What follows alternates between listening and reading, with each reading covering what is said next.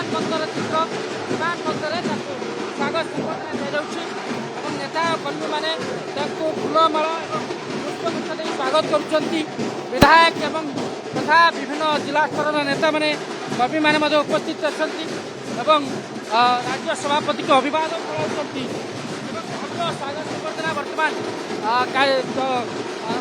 ରାଜ୍ୟ ବିଜେପି ପକ୍ଷରୁ ସଭାପତିଙ୍କୁ ଦିଆଯାଉଛି ଏବଂ ଇଏ ଦ୍ୱିତୀୟ ଥର ପାଇଁ ରାଜ୍ୟସଭା ସାଂସଦ ଭାବେ ଶପଥ ନେଇଛନ୍ତି ଏବଂ ରାଜ୍ୟସଭା ସାଂସଦ ଏବଂ ଇଏ ଯେଉଁ ସଫଳତା ପାଇଁ ରାଜ୍ୟ ବିଜେପି ପକ୍ଷରୁ ତାଙ୍କୁ ଭବ୍ୟ ସ୍ୱାଗତ ସମ୍ବର୍ଦ୍ଧନା ଦିଆଯାଉଛି ଏବଂ ଯାହାର ଭିତରେ ଆପଣ ଯେଉଁ ଦେଖିବେ